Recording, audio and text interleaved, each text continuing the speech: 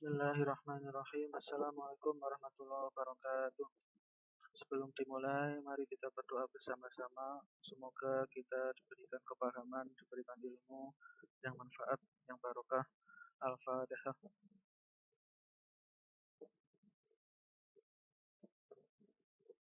Jadi materi kuliah hari ini adalah konsep dasar Pondok Pesantren Darul Ulum Jombang.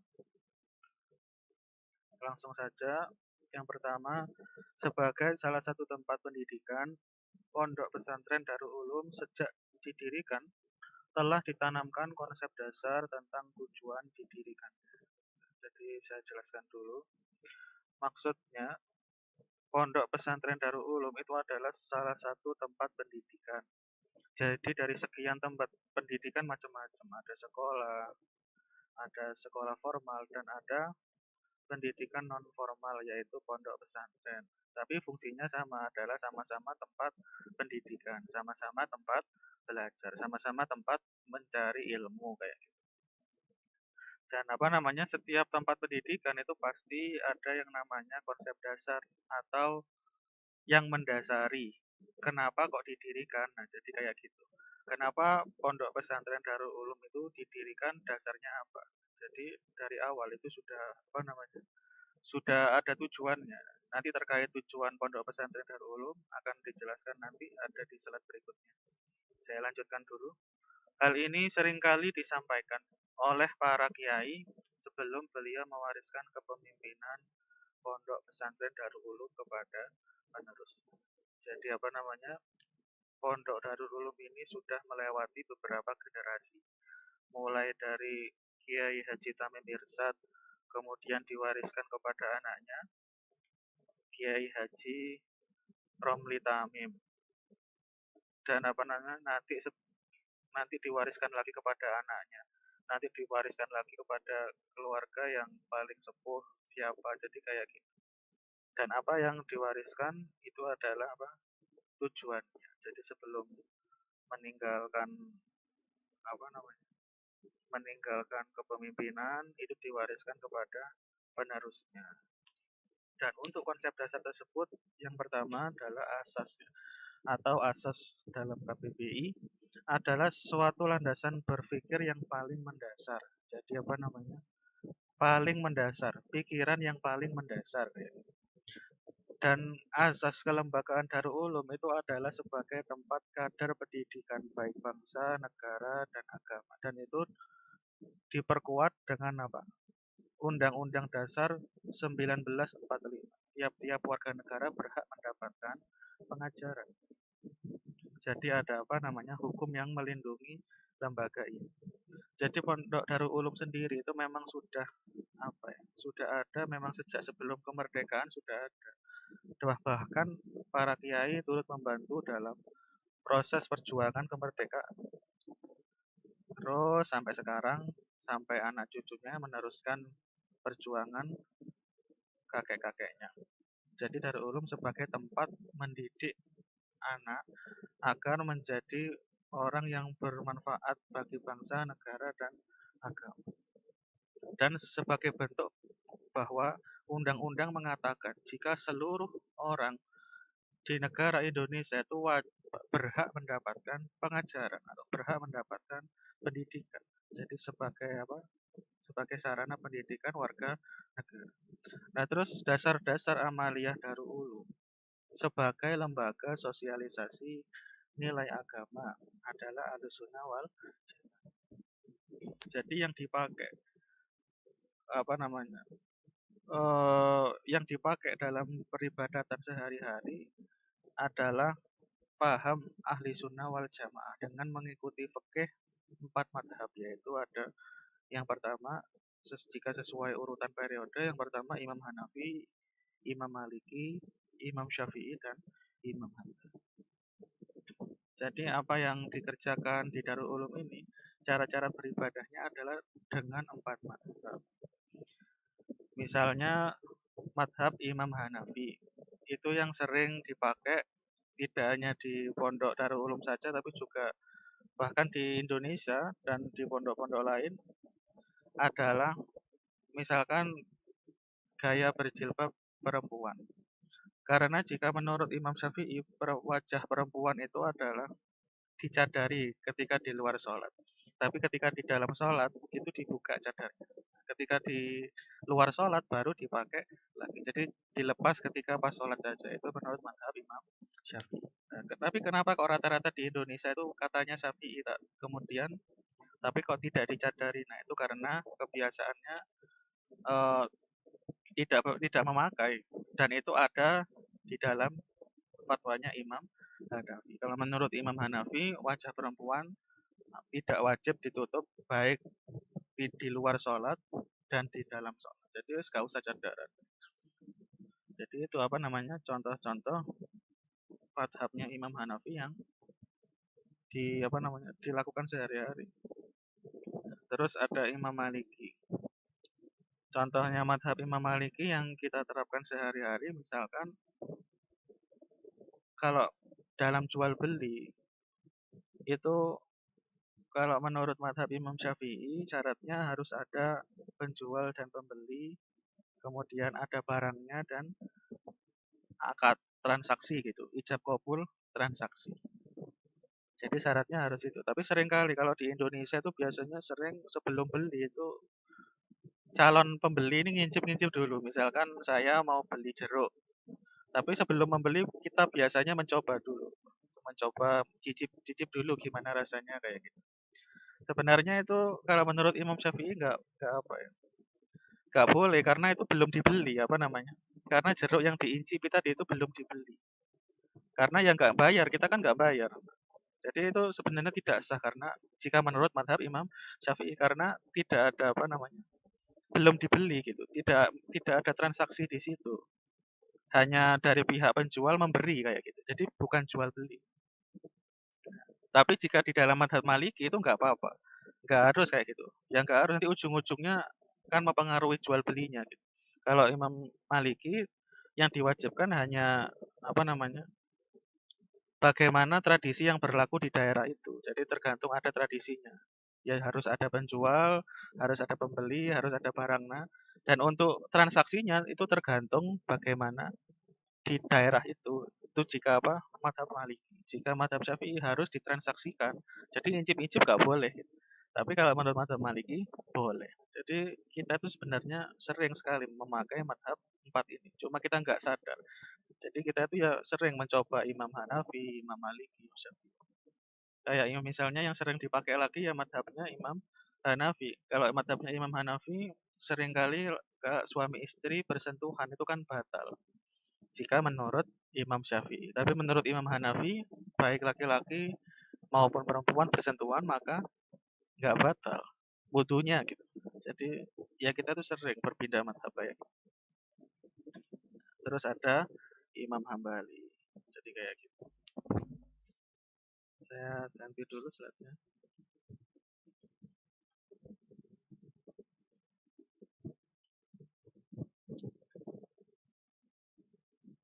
Terus yang selanjutnya adalah tujuan dari pondok pesantren Darul Ulum. Yang pertama adalah membentuk kader muslim yang sejati, aktif dalam menjalankan ajaran Islam dan konsekuen terhadap kesaksian. Jadi tujuannya pondok pesantren Darul Ulum ini ingin agar anak-anak yang belajar di Darul Ulum nanti bisa menjadi seorang muslim yang sejati. Tidak hanya seorang Islam KTP, tidak hanya Islam yang hanya apa? Hanya agamanya saja Islam, tapi dalam kehidupan sehari-hari perilakunya tidak mencerminkan Islam. Jadi ingin agar menjadi Islam yang sejati. Jadi Islam yang sejati itu adalah di mana ketika ada kamu itu orang di sekitar kamu itu merasa damai, karena kata Islam sendiri itu punya arti yaitu damai.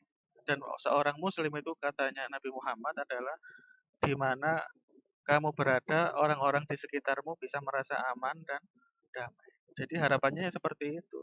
Jadi ketika nanti para lulusan Darul Ulum ketika sudah pulang diharapkan bisa memberikan rasa aman, rasa damai terhadap orang-orang di sekitar. Dan tidak lupa juga menjalankan ajaran-ajaran Islam seperti sholat, puasa, zakat, Itu semua dilakukan karena ketika seseorang sudah syahadat berarti orang itu akan mendapat konsekuensi konsekuensi terhadap kesaksiannya. Kesaksian asyhadu alla ilaha illallah wa asyhadu anna muhammadar rasulullah. Jadi ketika seseorang sudah melakukan syahadat maka akan terkena hukum Islam atau syariat Islam. Dan barang siapa menjalankannya dengan ridho, dengan sabar, maka Allah juga akan menjanjikan kebahagiaan di dunia dan akhirat. Terus yang kedua, menempatkan ilmu pengetahuan sebagai penegakan agama dan negara.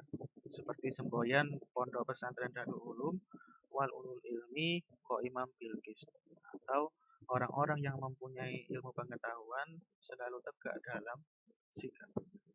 Jadi di Darul Ulum ini adalah sebuah pondok yang tidak selalu mengajarkan ilmu agama saja, tapi juga semua ilmu pengetahuan.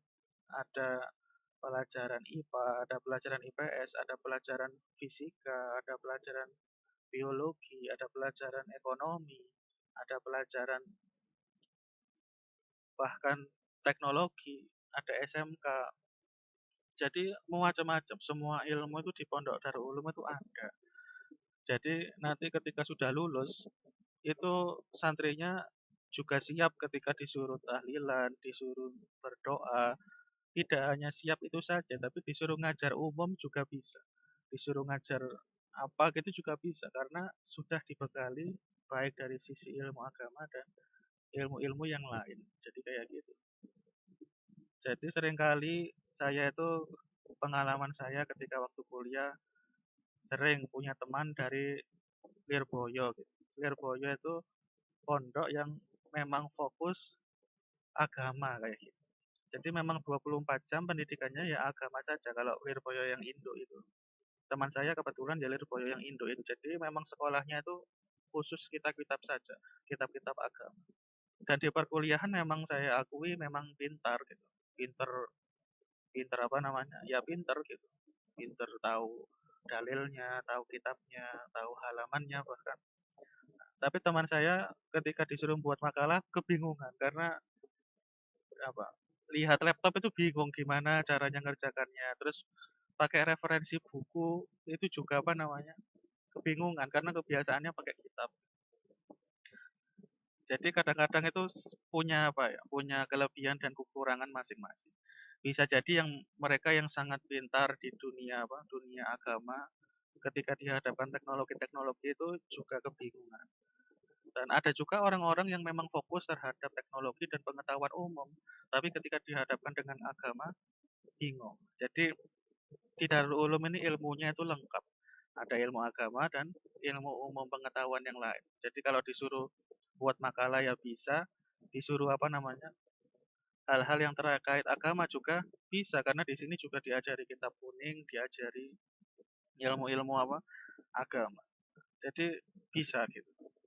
Nah, terus nanti kalau nggak bisa gimana Pak? Misalkan saya punya teman alumni Darul Ulum ternyata dia nggak bisa. Nah, berarti kalau gitu bukan salah Darul Ulumnya, tapi salah anaknya kayak gitu. Kenapa dulu mungkin waktu mondok nggak sungguh-sungguh, nggak apa banyak mainnya, lebih banyak ngopinya, lebih banyak bolosnya. Jadi eman sekali kalau kayak gitu. Terus yang ketiga adalah membentuk manusia-manusia yang akrab dan selalu mencintai Allah Subhanahu wa taala lewat kesadaran bahwa petunjuknya yang akan sanggup menciptakan kebaikan. Seperti sabda Rasulullah, "Man istada ilman walam yasdad hudallam yasdad minallahi illa bu."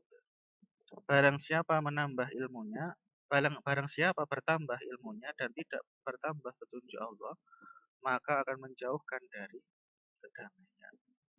Jadi diharapkan santri-santri nanti, santri-santri dari ulum itu bisa menjadi manusia yang bisa menyampaikan Islam ini dengan rahmatan lil alamin.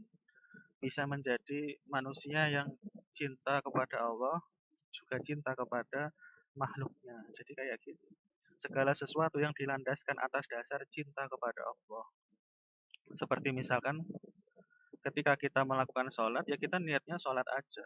Kita tidak usah niat, misalkan kita sholat biar rezeki kita lancar, kita sholat, misalkan kita sholat duha, ingin rezekinya lancar, dapat uang banyak, itu sebenarnya ya boleh gitu, tapi belum di level ikhlas yang ikhlas gitu. Jadi yang baik itu ya kita sholat karena dengan sholat Allah itu senang. Ketika kita sholat Allah itu senang, baru bangga, akan membanggakan umatnya di hadapan para malaikat. Jadi ya udah gitu aja. Ketika kita sedekah, kita membantu teman, kita atas dasar agar Allah senang seperti itu. Karena manusia itu sebenarnya bisa melakukan hal-hal seperti itu bisa. Misalkan kayak gini. Misalkan kita memiliki pasangan, kita memiliki orang yang kita cintai. Ketika apa namanya kita memiliki orang yang kita cintai, kita pasti akan berusaha menyenangkan dia. Misalkan dia senangnya apa, ya akan kita lakukan. Misalkan dia senangnya makan bakso, ya tentu kita akan apa? Sering memberi dia bakso. Dan misalkan dia tidak suka makan durian, tentu kita tidak akan memberikan durian. Jadi itu atas namanya mencintai seperti itu. Kita melakukan apapun untuk membahagiakannya dan tidak akan melakukan sesuatu yang akan menyakiti. Ya sama kepada Allah diharapkan santri-santri itu juga seperti itu. Dalam melakukan apapun itu atas dasar ingin membuat Allah senang. Misalkan nanti pulang-pulang dari pondok kita bantu orang tua. Allah senang dengan orang-orang yang berbakti kepada orang tua, maka kita berbakti kepada orang.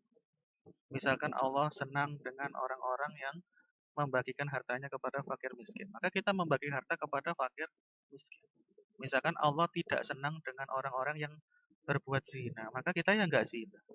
Misalkan Allah tidak senang dengan orang-orang yang mabuk, misalkan minum hal-hal yang memabukkan, maka kita ya nggak mabuk-mabuk. Jadi seperti itu, semuanya dalam rangka agar membuat Allah senang. Karena ya atas dasar cinta seperti itu. Bahkan ketika kita bilang saya takut kepada Allah itu bukan berarti kita itu menganggap Allah sebagai polisi yang kita takuti, tidak seperti itu. Tapi kita itu takut mengecewakan Allah. Takut Allah itu kecewa kepada kita. Takut Allah itu benci kepada kita. Jadi seperti itu. Tidak menganggap apa Allah sebagai tukang pukul, hal apa sosok yang serem, enggak seperti itu. Tapi takut apa menyakiti, takut membuat Allah membenci kita. Jadi kayak gitu kan kita saja bisa seperti itu kepada manusia. Misalkan kita takut membuat orang tua kita marah kan sama saja. Kita takut membuat pasangan kita kecewa. Jadi kita tuh bisa kepada manusia bisa, maka seharusnya kepada Allah pun bisa. Jadi semuanya atas dasar seperti itu. Saya ganti dulu slide-nya. Selanjutnya adalah bentuk pendidikan. Terdapat pendidikan pesantren non-formal dan non-formal. Jadi di Darul Ulum ini ada pendidikan formal dan ada yang non-formal. Untuk yang pertama adalah pendidikan non-formal, yaitu pengajaran kitab, pengajian kitab-kitab. Seperti di bidang tafsir ada tafsir Jalalain, di bidang hadis ada Arba'in Nawawi, ada Bulughul Maram, dan lain-lain. Dan di bidang Nahwu Shorof ya ada Jurumiyah, Imriti, Alfiyah. Di bidang fikih ada Mabadi Fikih, Safinatun Najah, dan Sulam Taufik, Fathul Qorib, dan Fathul Mu'in, dan lain-lain. Dan di bidang akhlak yang digunakan ada Akhlakul Banat, Bidayatul Hidayah, Ta'limut Ta'lim, dan Ihya Ulumuddin, macam-macam. Jadi apa? Untuk kitabnya saja kita itu memakai ulama-ulama terdahulu.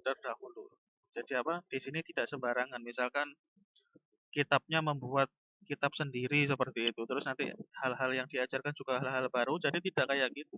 Yang kita pakai adalah pemikiran-pemikiran ulama-ulama dari zaman dulu. Yang apa? Yang salaf, yang ulama-ulama salaf, ulama-ulama dulu. Seperti karya-karyanya Imam Ghazali. Ada siapa? Ada Imam Nawawi. Jadi macam-macam ulama-ulama yang memakai dasar ahlu sunnah wal jamaah. Jadi seperti itu. Terus pengajian Al-Quran ada hafalan dan tadarus. Jadi kalau biasanya pagi di situ ada tadarus dan ada hafalan-hafalan. Dan untuk bahkan di ujian pondoknya pun ada ujian hafalan, yaitu biasanya kalau nggak Yasin ya Waqiah, kalau nggak gitu ya Ar-Rahman dan Al-Mulk, dipilih salah satu. Tapi yang sering Yasin karena biasanya kalau pulang para santri itu disuruh jadi imam tahlil Yasin.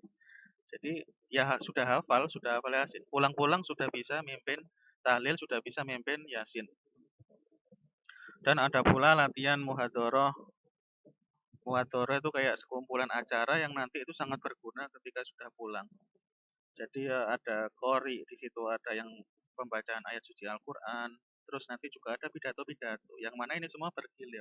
Jadi nanti pulang-pulang santri sudah bisa atau sudah punya pengalaman ngomong di depan umum. Jadi apa? Karena ada muhadharah di dalamnya ada pidato, jadi diajari pidato.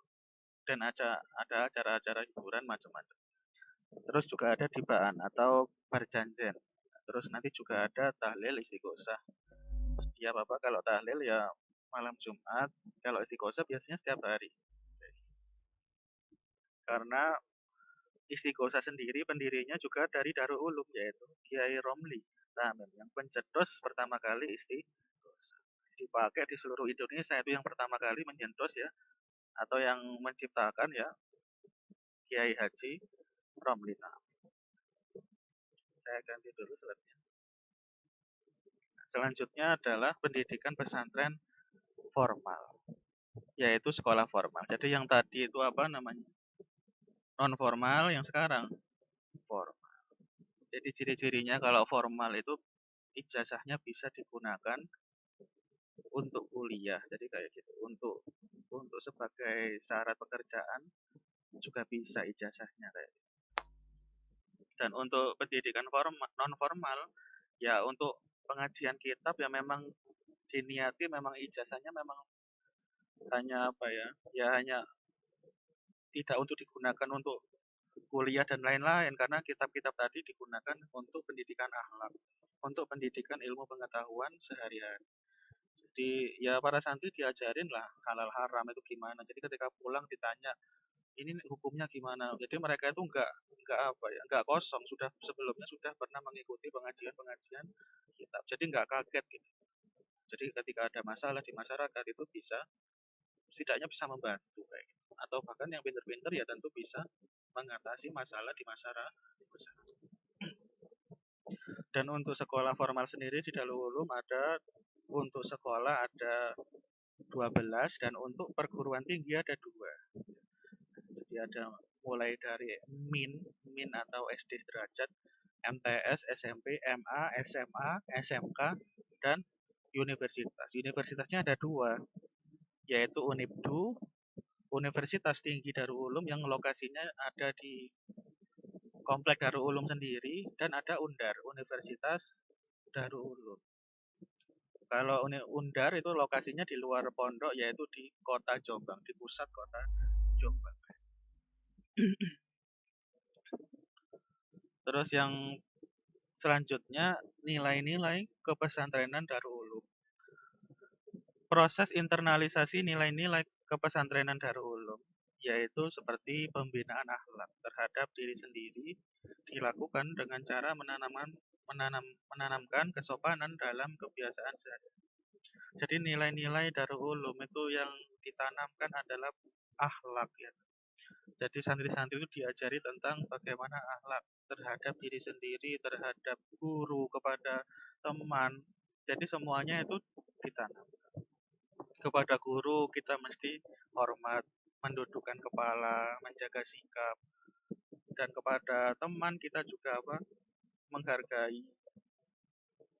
Menghargai perbedaan. Jadi kalau di asrama atau di kamar itu semua semua santri berkumpul dengan berbagai macam teman yang berbeda-beda asalnya. Ada yang dari Papua juga ada, yang dari NTT ada, yang dari Aceh ada, yang dari Kalimantan ada, yang dari Surabaya ada, yang dari Solo ada, semuanya campur dengan karakter masing-masing daerah. Di situ tentu orang itu bisa apa? Belajar menghargai perbedaan. Yang sebelumnya itu apa?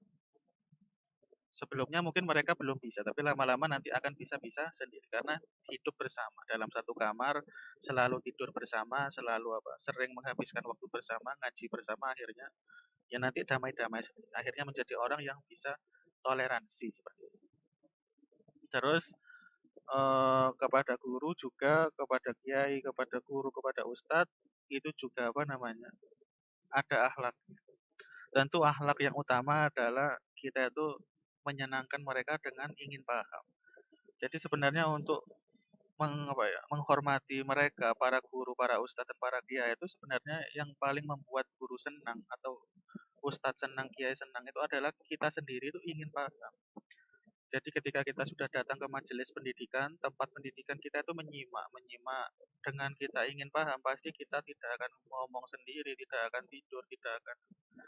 Jadi apa? Ingin paham. Bahkan yang lebih lebih kuat lagi tekadnya adalah sebelum pelajaran dimulai itu malamnya sudah belajar. Itu baru apa?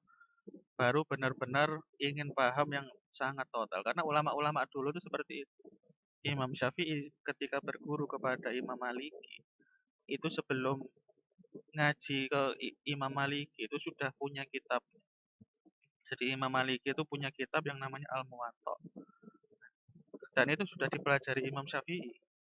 Baru ketika Imam Syafi'i sudah dipelajari, bahkan sudah hafal, sudah paham, baru berguru kepada Imam Maliki. Jadi seperti itu. Jadi ketika Imam Maliki sudah mengajar, itu Imam Syafi'i tinggal mencocokkan saja. Kira-kira yang saya pahami sama tidak dengan guru saya. Ini seperti itu. Maka ketika santri ingin belajar kepada kiai, kepada guru, itu yang baik sebelum pelajaran dimulai itu sudah belajar. Nanti ketika proses pengajaran tinggal nyocokin saja. Kira-kira pikiran saya sama tidak dengan guru saya. Ketika pikirannya sama berarti berarti yang ya sudah benar gitu. Tapi ketika masih oh ternyata seperti ini masih ada salahnya, ya tentu kita bisa mengoreksi di diri. Jadi tentu yang pertama tadi ingin paham. Kemudian tentu kita berterima kasih kepada guru kita yang sudah mengajarkan ilmunya sehingga kita yang tidak tahu menjadi tahu dengan cara ya jika ada kesempatan untuk mencium tangan ya kita cium tangan. Jika ada kesempatan apa kita hormat ya kita hormat. Jadi kayak gitu. Terus selain apa namanya di sini sudah apa namanya sudah belajar, sudah sholat jamaah, sudah sekolah, terus juga santri disuruh gotong royong, bersih-bersih lingkungan seperti itu. Jadi ketika hari libur biasanya hari Jumat karena di pondok itu liburnya hari Jumat.